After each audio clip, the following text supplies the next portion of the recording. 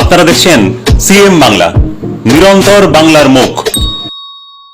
This channel does not promote any violent, harmful, or illegal activities.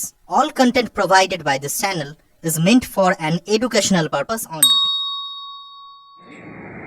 Nabadwip আজাদিন ক্লাবের এবছর 50তম বা সুবর্ণ জয়ন্তী বর্ষ শারদীয়া উৎসবে আপনারা মেতে উঠবেন।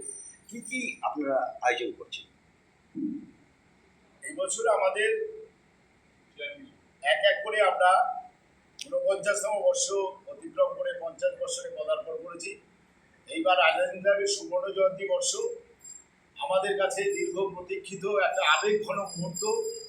এই দুর্গাপুজো, এই দুর্গাপুজোটাকে স্মরণীয় করে রাখার জন্য আমরা আজাদিন ক্লাবের আজকে আমাদের মধ্যে আমাদের আজাদিন ক্লাবের সম্পাদক সুভাষিস সংশোধনিক আছে, আমাদের প্রাক্তন কোষাধ্যক্ষ প্রতাপ ভৌমিক আছে, আমাদের 8 নম্বর ওয়ার্ডের কাউন্সিলর নীলকান্তি পাল আমাদের মধ্যে আছেন, আমাদের গোপাল দত্ত মহাশয় আছেন, আমাদের জুনিয়র ছেলে মধ্যে প্রীতম আছেন, বিট্টু বুদ্ধ, আমাদের রঞ্জিত ঘোষ, সকল সিংহ, সকলকে বিমান কুণ্ডু পোদ্দার, সকলকে সঙ্গে নিয়ে আমরা এই আজাদিন ক্লাবের যে পূর্ণাঙ্গ কমিটিটা ছিল 52 জনের, সেই 52 জনের কমিটিটাই আমরা দুর্গাপুজো কমিটিতে রেখেছি।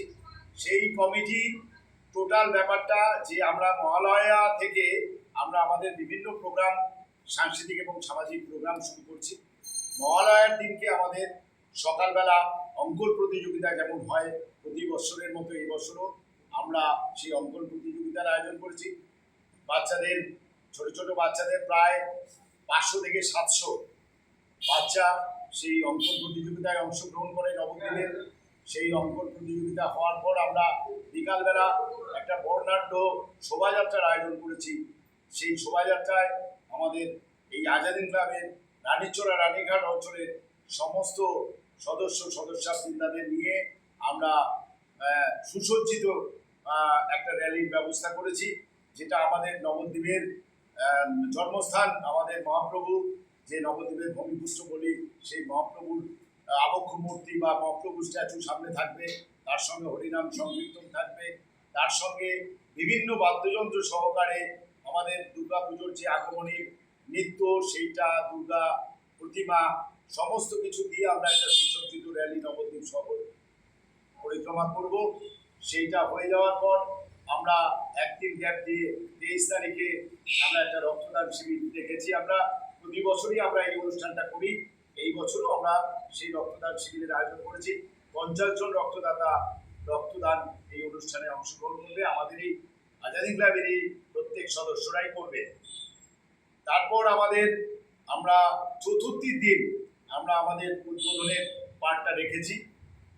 উদ্বোধনে আমাদের বিশেষ বাইরের কেউ না থাকলেও আমাদের নবদ্বীপের গুণীজন, আমরা এই 50-এ যে পদার্পণ করেছি 50 জন গুণীজনকে আমরা নবদ্বীপের বিভিন্ন ক্ষেত্রে, যারা নবদ্বীপের গুণীজন, ক্রীড়াক্ষেত্র, সাংবাদিক, সাহিত্যিক, মৃৎশিল্পী থেকে আরম্ভ করে, প্লেয়ার থেকে আরম্ভ করে সমস্ত স্তরের গুণীজনদের নিয়ে আমরা একটা তাদের সংবর্ধনার ব্যবস্থা করেছি।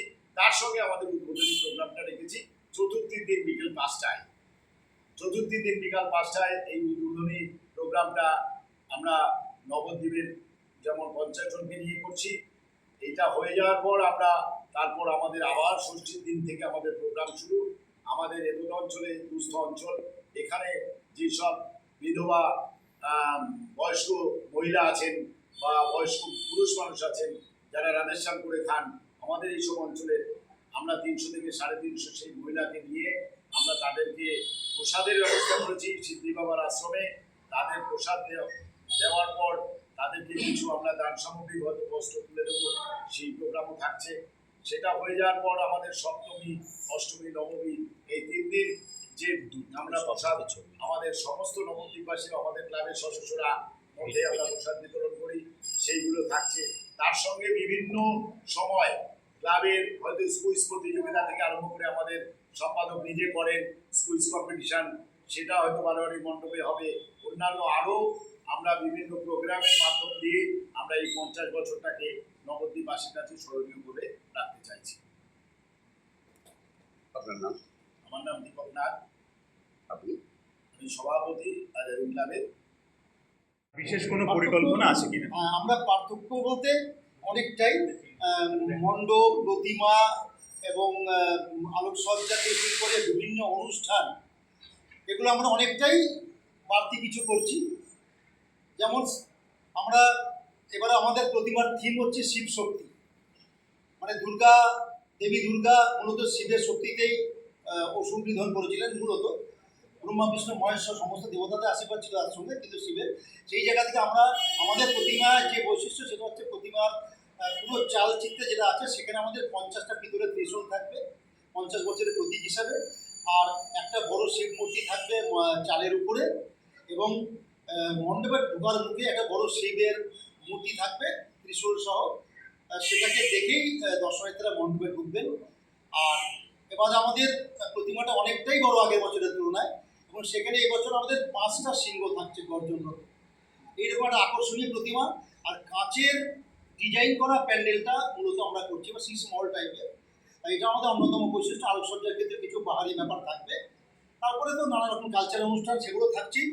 আমরা একেবারে একাদশীর দিন, দশমীর দিন যেমন সন্ধ্যায় বাদ্যযন্ত্র সহকারে ঘট বিসর্জন দেবো গঙ্গায়, প্রতি বছর করা হয়। আর সেই সঙ্গে একাদশীর দিন সন্ধ্যায় আমাদের এই অঞ্চলের ছোটো ছোটো বাচ্চাদের শিল্পীদের নাচ গান আবৃত্তি বিভিন্ন অনুষ্ঠানের মাধ্যমে আমরা একটা ঘরোয়া সাংস্কৃতিক অনুষ্ঠান করি, বিজয় সম্মেলনী। সেটা করেই আমরা এই বছরের মতো অনুষ্ঠানের সমাপ্তি ঘোষণা করব। লাইটের সাউন্ড সিস্টেমটা থাকবে ওই প্যান্ডেলের সঙ্গে, যে লাইট থাকবে আমাদের একটা থিম সং করা হয়েছে। থিম সঙ্গের সঙ্গে আমরা ওই লাইটটা সার্কি লাইট থাকবে, ওটা চেঞ্জটা প্যান্ডেল। এটা ক্লাবের কত বছর? এটা ক্লাবের ক্লাবের আমাদের পুজোর 50 বছর, আর ক্লাবের এটা হচ্ছে ক্লাবের 58 বছর।